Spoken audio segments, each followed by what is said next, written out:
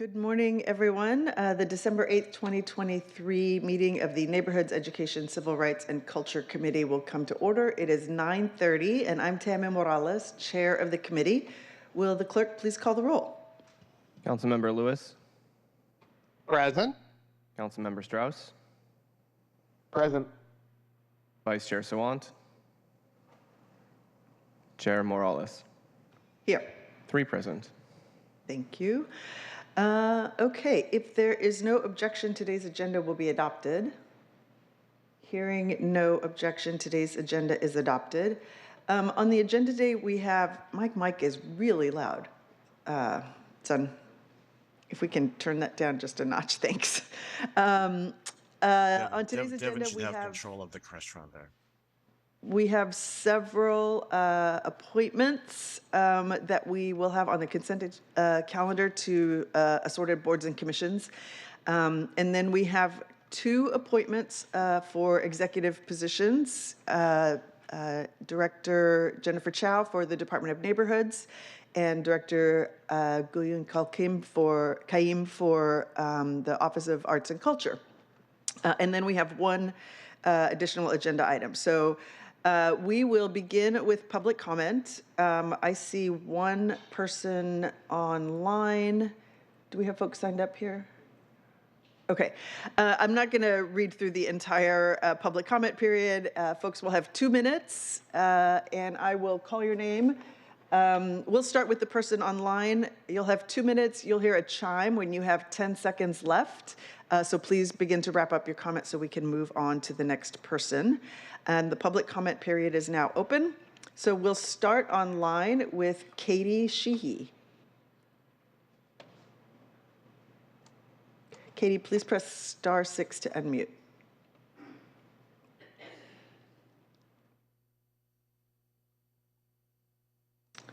Katie. Good morning, council members. Can you hear me now? Yes, please go ahead. Awesome, thank you. I am Katie Sheehy. I first met Jenifer Chao as part of the Race and Social Justice Initiative Core Team 5, and I subsequently got to work with her when she was leading the Racial Equity Toolkit for the Chinatown International District work that the city was leading, and I'm sorry I can't be there in person, but wanted to say that I think, speaking for myself, and I think other people, other members of Core Team 5 are just amazed and delighted that Jenifer is going to be the director of the Department of Neighborhoods, because she's super fabulous and will be a great benefit to our communities that we serve and city staff as well. Thank you. Thank you so much. The first in-person speaker is Alan Ruth, followed by Kathleen Berry Johnson.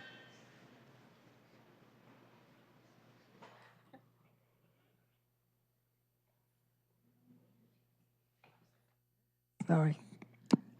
Thank you very much. My name is Alyn Ruth. Full disclosure, I'm a city employee. I work in the Department of Neighborhoods. Today's my day off, so you can't hold it against me. I first met Jenifer a few years ago when she came to work for the Department of Neighborhoods. And it's always good to get to know people before they get to the next stage. And she started us on a path of discussing racial equity and racial justice, and I think it's a good time for her to come back and to continue that work. And I would say to you that this is your village. And it's interesting for me to be in this space because I had a moment like this when my mother could say, "That's my baby." When I came to work at the city council, Black people didn't work at the city council, and they weren't legislative assistants for people who weren't African American. And no matter how I screwed up, my mother said, "That's my baby." When I messed up my first budget, she said, "That's my baby." When things went well, I was still her baby. And I realized that I went home every day. Before I went home, I visited my mom. And I had to tell her what I did every day. And I think I shared with you that I had to show her my performance evaluation. It mattered to her how I did my work. Not how well I did it, but the effort I put into it.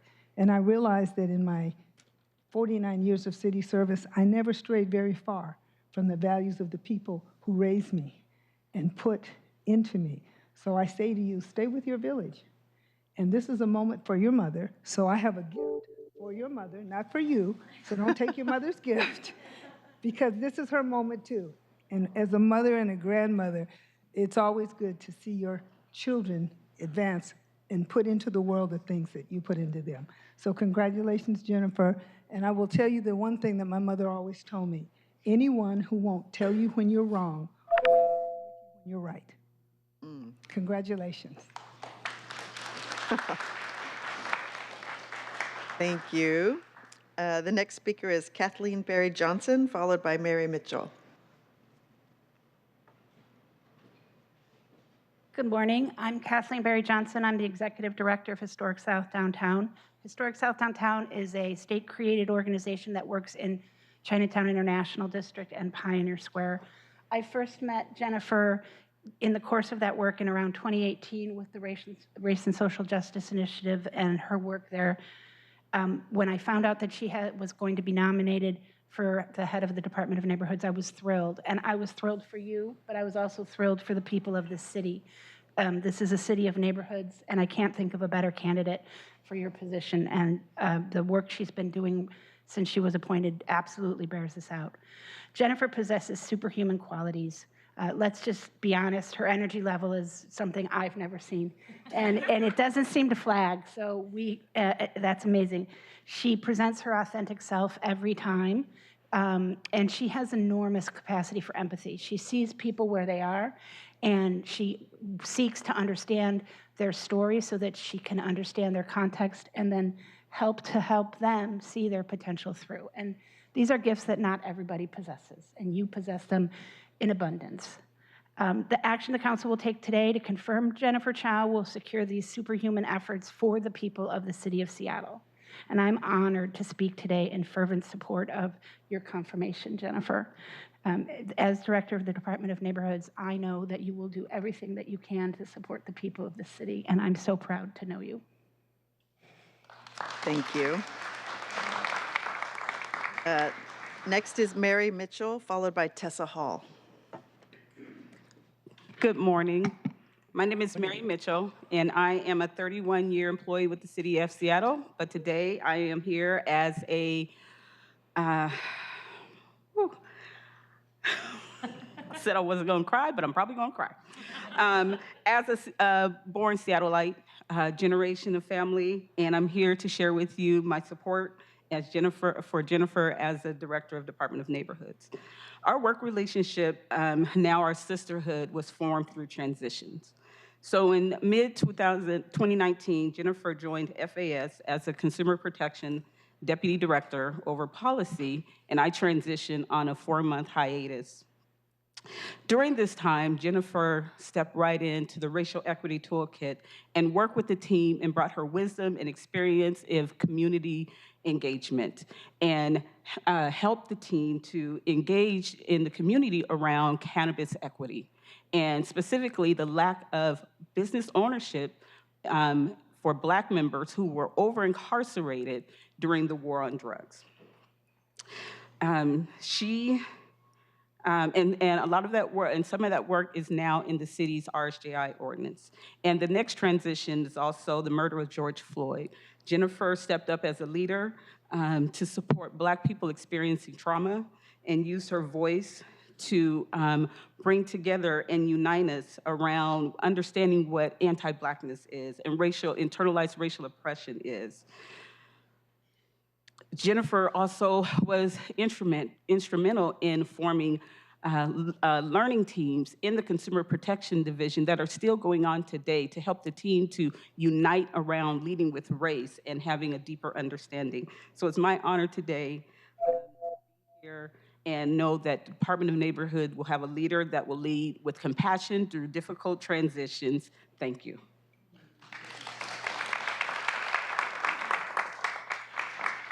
Thank you, Mary. Next is Tessa Hall, followed by Amy Chen Lozano.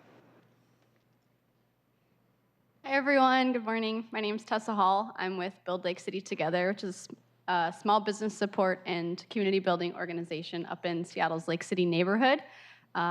Here representing Build Lake City Together, I just wanted to, we're so proud of you. And Jenifer has been And her time here, she's already spent a lot of time in Lake City, and that's not something that we've had before. So I just wanted to appreciate you and thank you for this. And we had an event last week. She brought her family to it. She has her family here today. You can tell she has her whole heart into this. And we really look forward to more coordinated efforts up in the North End, and really just appreciate you and just want to wish you the best of luck. So thank you. Great. Amy Chen Lozano, followed by Tam Din.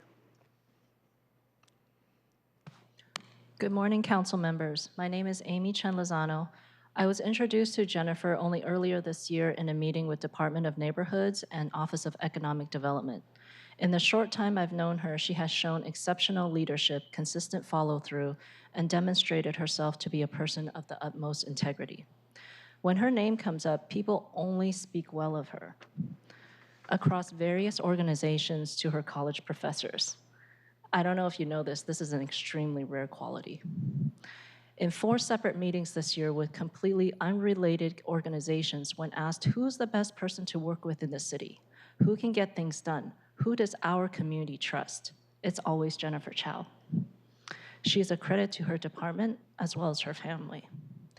As an active member of the Chinatown International District and community organizer, I wholeheartedly support Jenifer's appointment as Executive Director to the Department of Neighborhoods. Thank you. Tam Din, followed by Marie Kidda.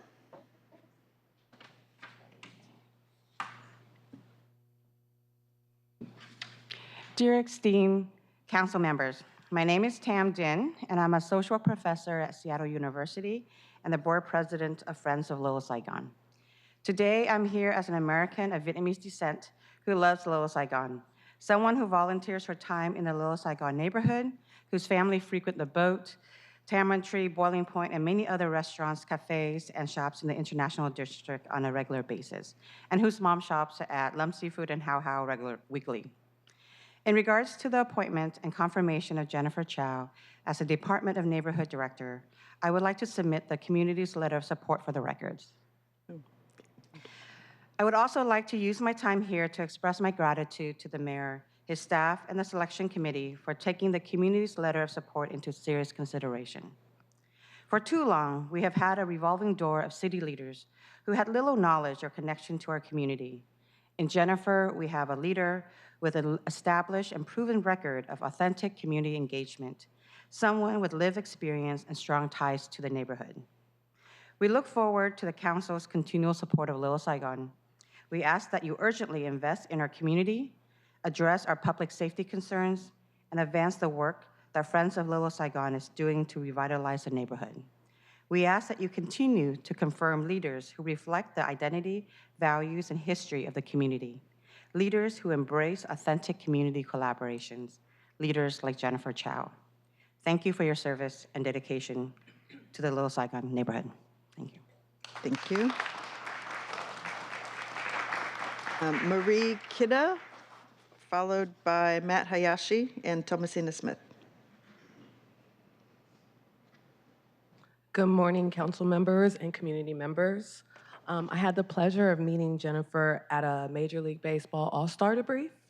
The room was packed with community leaders, city officials, and there were no more seats at the table.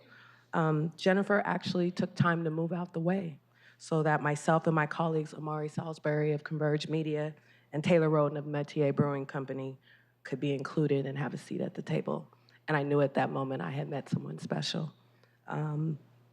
As a fellow community engagement leader, a first-gen American Seattleite, a child of the Central District, and the strategic partnership advisor for Friends of Waterfront Seattle, it's been an honor to meet you. And I look forward to our friendship and what we build in the future. Congratulations, Jenifer. Thank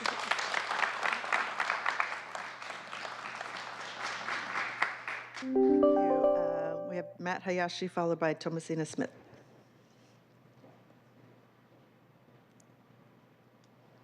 Good morning. Matt Ekohak Hayashi with Headwater People. I'm a principal consultant there. And I just wanted to speak in support of Jenifer. Some of the work that we've been doing with the city involves a generational wealth building initiative that's started with DON, and now it's transitioning across the city into OED. And it is a special thing when a project like that has been rooted and led from Black and brown leaders in the community with incredible staff at DON. And how do you help navigate the city's waters in transitions like this? And I think it's been, as a neutral observer, it's been exemplary. The leadership that Jenifer and her team, Malia and Jackie and Cassini's, who I think is here, have shown, and we just super, super appreciate it on behalf of the community. All the projects we've been involved with at DON has had a really, really striking sense of leadership that's grounded not just in the institution of the city's interest, but really in the community's interest, whenever those things may be confusing or dissonant. And I just want to just rise up and say, I really, really appreciate that, and thank you. Thank you.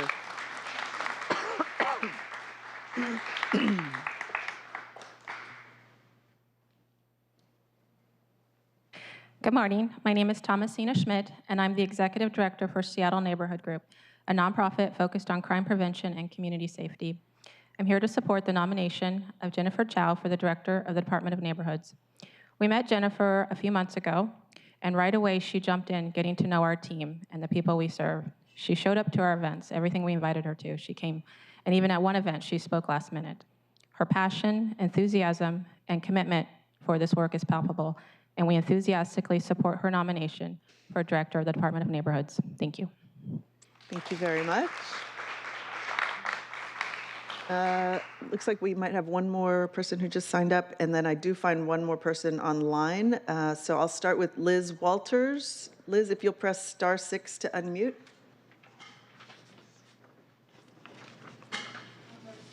Oh, you just signed up here. Okay, come on up.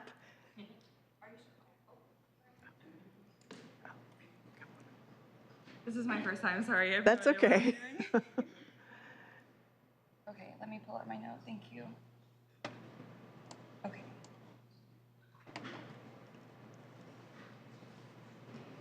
Okay. I'm Liz Walters. I just wanted to say my piece real fast.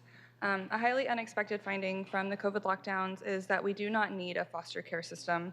When children were supposedly going to experience unprecedented levels of abuse and CPS was going to be flooded with reports when schools reopened, what actually happened was nothing. CPS was forced to step out of homes due to restrictions, and since less baseless reports were being made during the closures, social workers actually had availability to investigate cases of severe abuse, which actually led to a decrease in fatalities. This proves that we don't need to rely on teachers, typically white middle-class women, to assess if children are being abused. We can end mandated reporting, which we know only keeps parents from seeking the help that they need. Over lockdown, stimulus checks were more available, unemployment gave a newfound sense of ease to many families.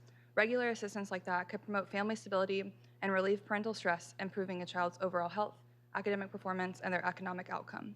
Cash assistance allows parents to the choice to spend more time caring for their child, as well as monetary resources to meet their material needs, which is exactly the point of foster care to begin with. We need to establish a minimum benefit so that no families fall below a certain income level, and put an end to work requirements, racist behavioral policies, and time limits on receiving benefits, considering over 75% of CPS reports are for neglect, which is often just the effects of poverty, which could effectively end the need for foster care system. It could also undo generations of historical racism, especially within the welfare system. There was also a huge resurgence of mutual aid while schools were closed. Communities were helping each other with things like childcare, distributing food, wellness checks, and paying rent. This removes struggling families from the surveillance and hierarchical structure of nonprofits and charities.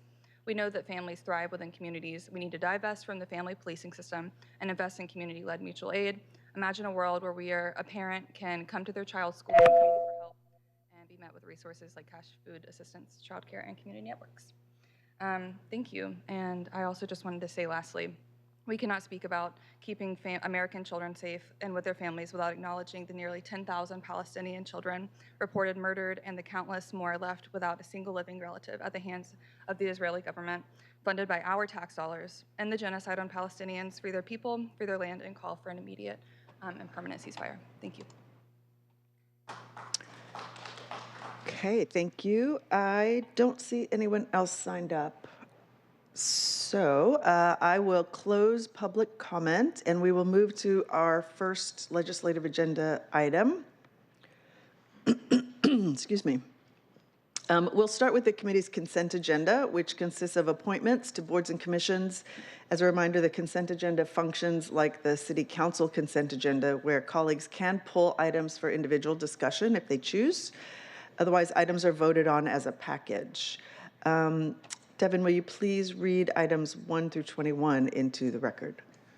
Agenda items 1 through 21, appointments to the Historic Seattle Preservation and Development Authority, Seattle Human Rights Commission, Seattle Immigrant and Refugee Commission, FEP Levy Oversight Committee, Community Involvement Commission, Pike Place Market Preservation and Development Authority, Seattle Disability Commission, and Seattle Women's Commission for briefing, discussion, and possible vote. Thank you. Colleagues, are there any individual items that you would like to have pulled for discussion? I'm not seeing any. Colleagues, I move the committee recommend approval of these appointments. Is there a second?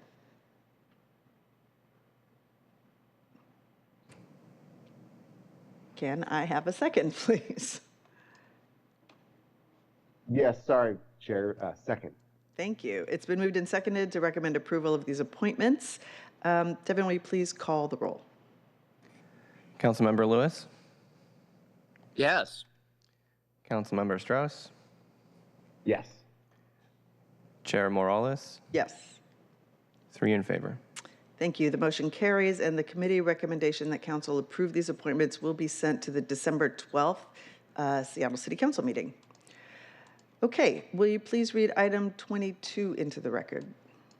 Agenda item 22, appointment 2734, appointment of Jenifer Chao as Director of the Department of Neighborhoods for a term to December 31st, 2025, for briefing, discussion, and possible vote. Thank you. And I believe Deputy Mayor Wong is here along with Jenifer. Please come on up.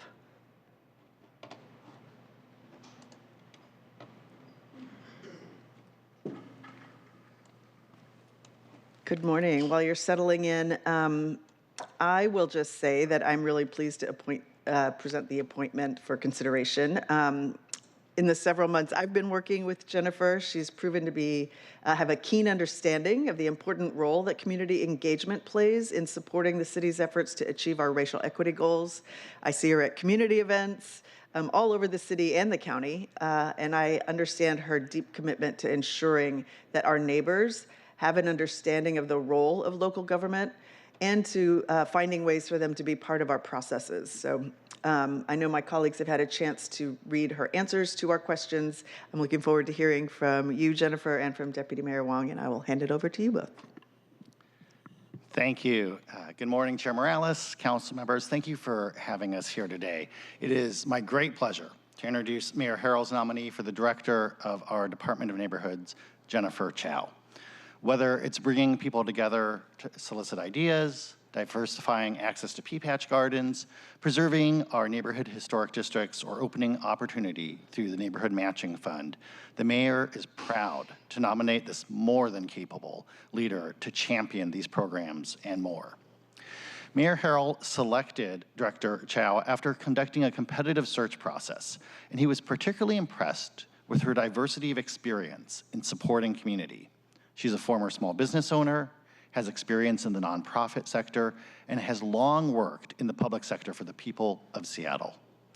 It's fitting, actually, that our Department of Neighborhoods nominee supported people at the Seattle Neighborhood House, helping them achieve long-term education and employment goals. As a longtime public servant, she's worked in our Office of Civil Rights, on our Department of Neighborhoods Outreach and Engagement team, and as Deputy Director of Strategy and Administration in our Finance and Administrative Services Department. Building and supporting community has always been a vital and integral component of who Jenifer is. She works tirelessly to uplift the voices of our residents, particularly diverse communities who have been historically marginalized. Now, as a former short interim director of the Department of Neighborhoods myself, as most folks know, I like to think I have a little insight into what it takes to be successful. I will say that as you heard in the public testimony today, there is widespread support for Jenifer. She has been our intern at the Department of Neighborhoods only since March, so only 9 months, and she's already gone out to 65 different community gatherings throughout all of Seattle, from the north end to the south end. She goes to community, she listens to community, she believes in community. And that is the most valuable component that we look for in the mayor's office for our Department of Neighborhoods director. And she's done this all of her life, as has been demonstrated by the public comment. It is a unique and special trait. I'm confident that she will strengthen the city's relationship with community members and help us drive toward Mayor Harrell's vision of an equitable, supportive, and inclusive Seattle. And with that, I'll turn things over to Jenifer to offer her introductory remarks before taking your questions today. Thank you very much, Deputy Mayor Wong. And thank you so much, Council Chair Morales. And thank you, council members, for the opportunity to be considered to serve as the director of the Department of Neighborhoods. My life's work has led me to this position, and I am humbled and honored to be here today. When I started this journey as interim director in March, I committed to visiting all the neighborhoods across the city of Seattle by the end of the year to build and strengthen relationships. As Deputy Mayor Wong mentioned, so far I have attended 65 community gatherings across all neighborhoods in each of the 7 council districts, and I've actually run into a few council members and community along the way.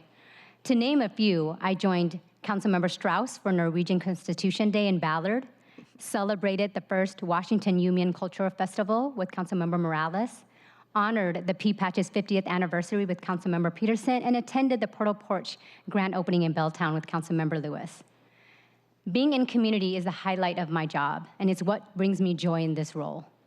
During my community visits, I've listened to each community as they share their cultural nuances and unique needs that will allow their communities to thrive. There are different approaches based on the cultural needs of the neighborhood, but they all want to create belonging, visibility, and activation. I know there's still much work to do to connect communities to each other and government, and I look forward to working with my colleagues at DON and across city departments to grow our civic engagement program, to bring community together in celebration of their diversity and shared humanity. Communities do not have to thrive at each other's detriment. When communities can see each other as neighbors, it is possible to bridge across cultural differences and find shared solutions that meet the specific needs of each community. I want to thank my amazing leadership team and all the staff at DON for their constant love, their brilliance, and commitment to make things better for community. Their support is invaluable, and I am touched to see them here today to share my journey. I am also grateful for the collaboration with Council as we work towards One Seattle, where everyone is included and can thrive. And I would not be here without the support and trust from the community. I take my role seriously, and this work is close to my heart. As a woman of color of Mian ethnicity from Southeast Asia who calls Seattle home, I understand how critical it is to cultivate visibility, belonging, and access. I won't be perfect, but I am committed to progress and learning so we can do better for community. In closing, the Department of Neighborhood achieves its vision of community empowerment by centering racial equity in decision-making and investing in communities to forge their own solutions. By leading with our core values of relationships, investments, and capacity building, we can create a healthy and whole ecosystem, both internally and externally. Thank you for the opportunity to share. I am happy to answer any questions you may have. Great, thank you so much to both of you. Colleagues, I don't have questions, but I did want to start with just kind of threading some of the things that we talk about, particularly with the Department of Neighborhoods. And I really appreciate the answers to our questions. So we did submit a dozen or so questions to Director Chao. And one of the things you talked about was that though we have a race and social justice initiative and we have racial equity toolkits that we use, you said there's a missing element in how to embed racial equity assessments as a standard part of the city's practice when developing our processes and procedures. And I'll say I was just I sit on the board of the Association of Washington Cities, which is doing a lot of work to try to help our communities across the state understand why diversity and racial equity is so important. In some communities, that's a hard conversation to have, harder than others. But one of the things that we talked about at that meeting yesterday was, even with our tools, and Seattle is ahead of so many communities, even despite that, it is hard for us to measure the impact of that work. And I think it was really important for you to raise that issue and talk about how we are laying the foundation for us to move forward in that way as a city, but we have a lot of work to do still to be able to measure the impact that our processes are having so that we can increase equity across the city. And I think the role that the Department of Neighborhoods plays is critical to this mission, because what you do is help all of our neighbors understand what all these local government processes are. And that engagement is a critical piece of helping us as a city move forward. So I appreciate having all these folks here from throughout the city and throughout the department to support you and your work. It's a real testament to your understanding of how critical that work is and how the Department of Neighborhoods plays an important role in helping the city achieve our goals. So thank you, and thanks to all of you. Colleagues, are there any questions for Director Chao? Thank you, Chair. Not at this time. I'm just very excited and proud of Jenifer for becoming the next Director of Department of Neighborhoods. Great. Okay. Well, if that is all, then I will, let me get back to my script, move that the committee recommend approval of the appointment. Is there a second? Second.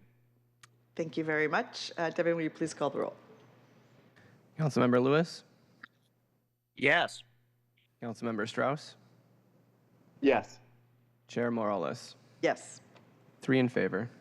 The motion carries, and the committee recommendation that council approve the appointment will be sent to the December 12th committee meeting, full council meeting. You do not need to be there, but you're welcome to attend. Thank you very much. Congratulations. Thank you so much.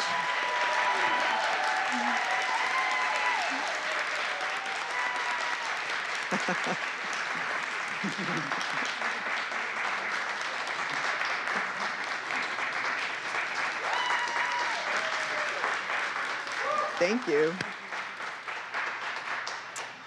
Okay, Devin, will you please read item 23 into the record?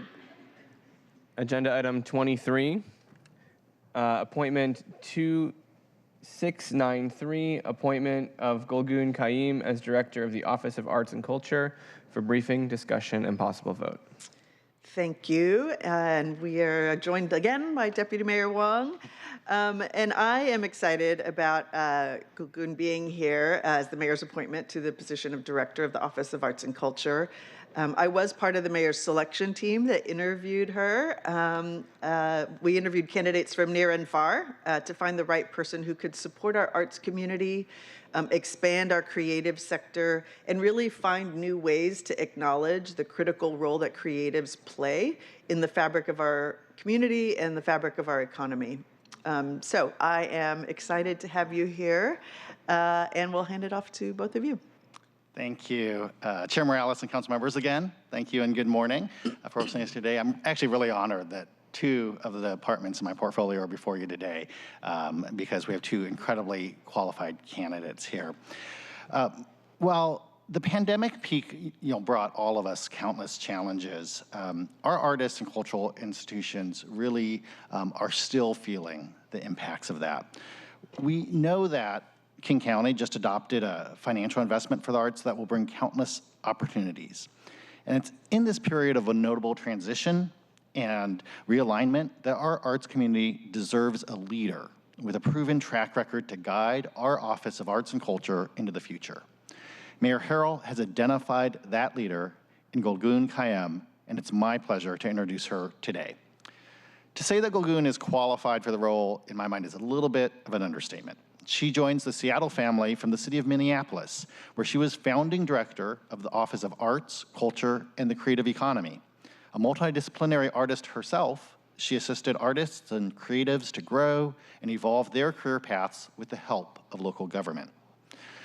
The mayor conducted a rigorous national search led by our Department of Human Resources, and she was the clear choice. Councilmember Morales, as you mentioned, I know you were a member of the 16-member search committee of artists and creatives. Thank you for being part of that. And I trust that you recognize what the mayor did. Gülgün centers strategic planning and knows that the long-term success of arts organizations is rooted in thoughtful investment and capacity building. It all comes down to planning is a refrain I've heard from her more than once.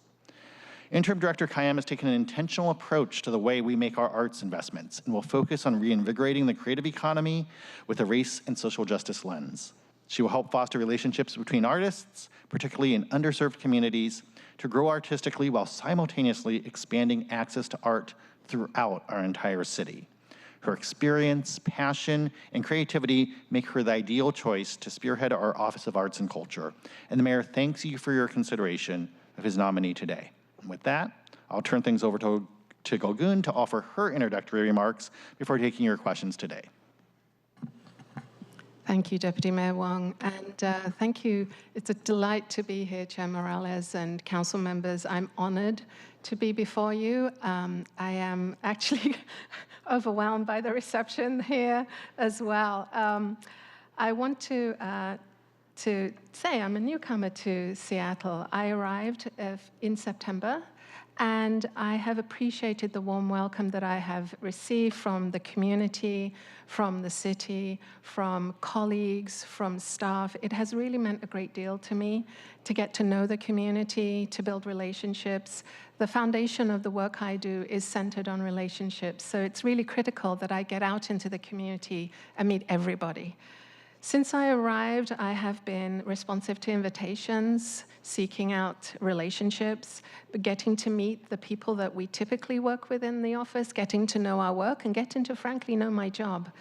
I have met with organizations such as Langston, CD Forum, Wing-Luke Museum, Cultural Space Agency, Friends of the Waterfront, the Seattle Art Museum, the National Nordic Museum, through Councilmember Strauss. Thank you, Councilmember.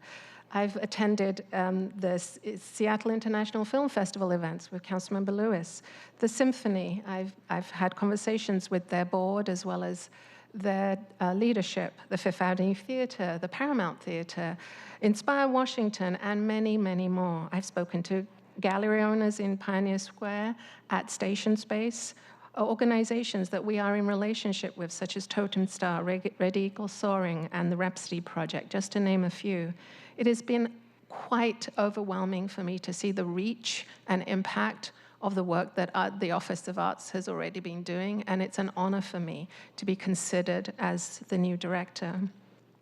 The other relationships I have and connections I have made are connecting with colleagues for strategic reasons in the cultural funding community, such as For Culture and Arts Fund, and government agencies, such as at the Seattle International Airport and at the state and at the county level.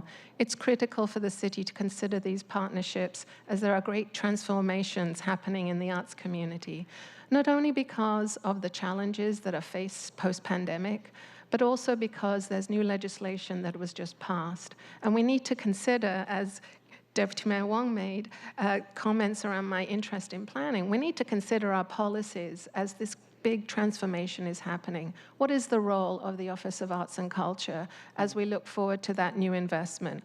Where should we, what are the gaps in investment that we can be working on ourselves? So these are all the questions I have, and I know that my staff is there to support those questions. We will be going out into community and seeking to answer them. Finally, as noted, I come to you with a background in creative economy research, excuse me, arts-based community development, supporting and leveraging creative sector assets towards social and economic growth. And I'm excited to apply my skills and knowledge in service of the city and the community. So thank you very much. I look forward to your questions. Thank you. Thanks so much. I will say I'm a little biased because Interim Director Kayim and I have had several fantastic conversations about the intersection of arts and land use as a neighborhood planner myself, and really the important ways that art contributes to the public realm and what we can do in that regard. So I'm really looking forward to continuing to work with you. You both referenced the county's Doors Open legislation that just passed. I wonder if you could just address that, since that just happened this week, and talk a little bit about how that will impact our ability or our relationship with funding organizations. Yes, so it's an enormous infusion of resources into the community that is much needed. It brings Seattle up almost to the national average of investment. So Seattle, before the legislation, was investing 68 cents per capita, and the national average is around $2. So it will bring us up to $1.50 per capita, which is a very good first step. I want to emphasize that while it's an important infusion of resources, those resources do not come online. It's roughly $100 million until middle of next year. And then the For Culture, which is the agency that will be dispersing those resources, they will spend a year really thinking about how to invest. So in the meantime, elected officials will be making some decisions about dispersing those resources. What does it mean to us? I think that's the question we're asking. We're going to look closely at how For Culture is investing, working with them to understand where they're putting their strategic investments in general operating support, program development, individual artist workforce development, and then we will seek to either collaborate and reinforce what they're doing or be in places in areas that they're not doing. So that I'm going to not try to guess because that work is still to come, but I'm very excited about that investment. I think it's a game changer for King County, and I think it's really important that we celebrate, but not be to think that it solves all of our problems. Sure. Well, and to that point, I know one of the things that you did in Minneapolis was to do kind of a study of the sector to help understand what gaps there are. Can you talk a little bit about that process and how you would do that here? So taking racial equity lenses to looking at data, we were the first city in the United States to ask for disaggregated data in our look at jobs in the county as well as the city. And by disaggregating the data, we learned more about employment and pay for creatives of color and women, and sort of looking across different disciplines to see who is employed, how much employment there was, as well as the pay scales. And what we learned was there was a big disparity in employment and pay for creatives of color. We didn't meet the national average. So that emphasized a place where government should go. So I've always been a believer that government should be where the private sector has failed. And so that's when the work of my office then shifted to addressing the systemic barriers to employment and pay for artists of color specifically. So that's one example of long-term and use of data and in order to inform decision-making and policies.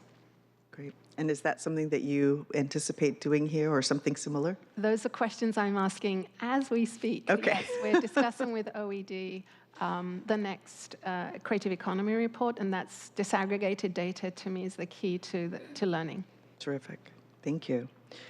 Colleagues, any other questions for Director Kayim? Thank you, Chair. No, not at this time. Just as she said, it was very nice to tour the National Nordic Museum with her and interim director for about 5 more minutes. I am looking forward to taking many more tours around our city's arts and cultural institutions with you going forward. Thank you. I appreciate that. Okay. Well, seeing no more questions, I move the committee recommends approval of the appointment. Is there a second? Second. It's been moved and seconded. Devin, will you please call the roll? Councilmember Lewis? Yes. Councilmember Strauss? Yes. Chair Morales? Yes. 3 in favor. Terrific. The motion carries, and the committee recommendation that council approve the appointment will be sent to the December 12th meeting. Thank you very much. Excited to work with you.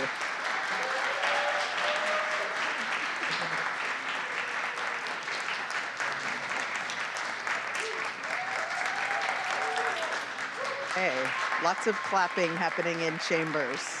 Okay. Great. Thank you very much, Deputy Mayor Wong.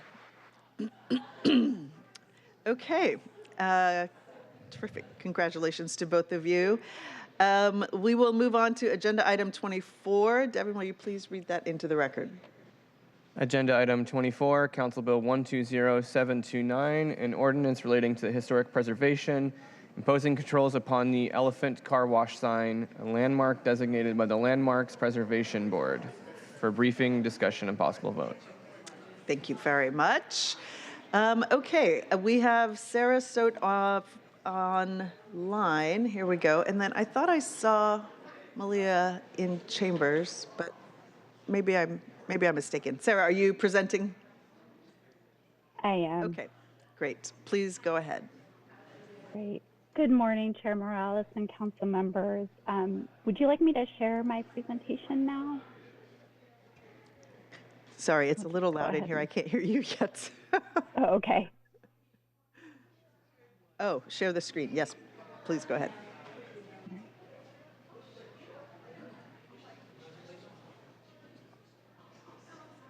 Here we go. All right. Are you able to see it okay? We can see it, yes. All right.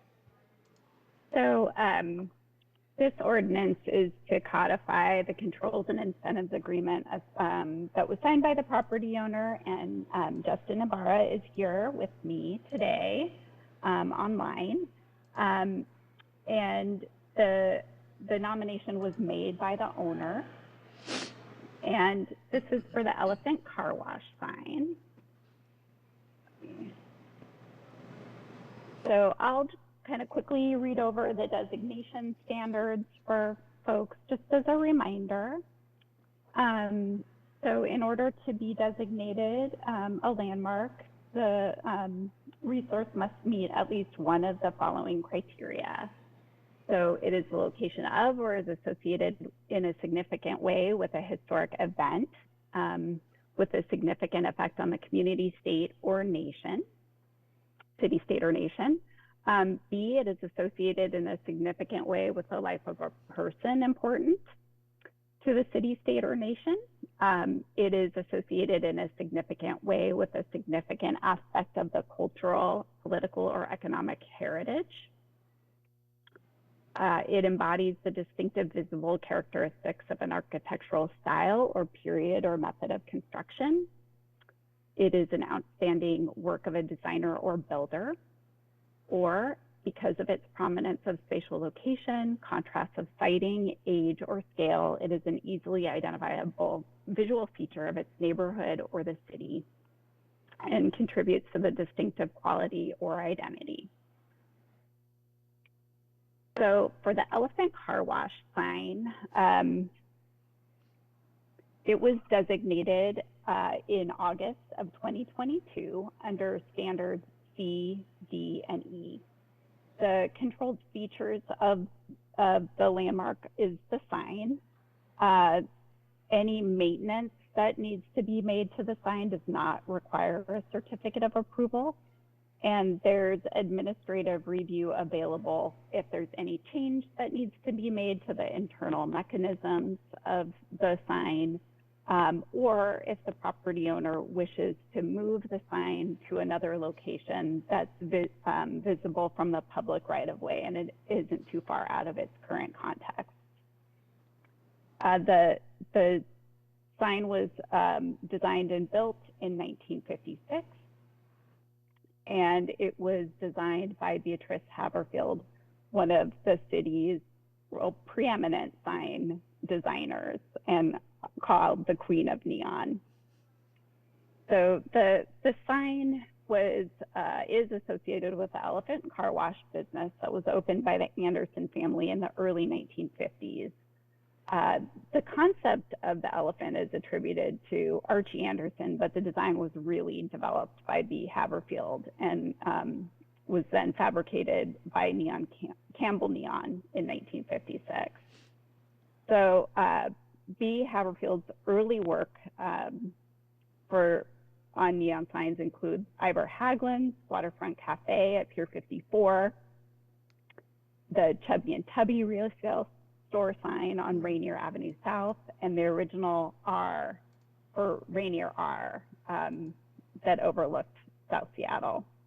She was also responsible for the neon sign at Hatton Boots, and the original Cinerama sign at the Paramount, and she also helped design the first sign for the Cinerama Theater at 4th Avenue and many others. And this is important to me because I don't think many people know that she had such a impact on signage design throughout our city. So the sign that we're looking at today, it was originally located at on 6th and Battery, but it has been repaired and restored by Western Neon at its studios in 4th Avenue. And the sign has now been installed with approval from the Landmarks Preservation Board in the open plaza at 7th and Blanchard, approximately 2 blocks to the south of the original location. And it's essentially now stands as a piece of privately owned public art. So you can see by the photos that I provided, I took the contemporary photo because I really wanted to show that the context of the sign has not changed significantly over time, so you can still see the Space Needle in the background from this view. And that is my presentation. Great, thank you. Thank you. So this contemporary photo is at the 7th and Blanchard location? That's correct. Yeah, okay. And did you say that the owner is here? Yes. The owner? Justin, he's joined online. Oh, okay. Justin, would you like to make any remarks? I would just like to thank the council and everyone for taking the time to vote on this, and I appreciate everyone's efforts on this. Otherwise, I'm excited to get this all going and finally have this wrapped up for everybody. Okay, great. Thank you very much. Thank you, Sarah. Colleagues, are there any questions about this designation or the controls?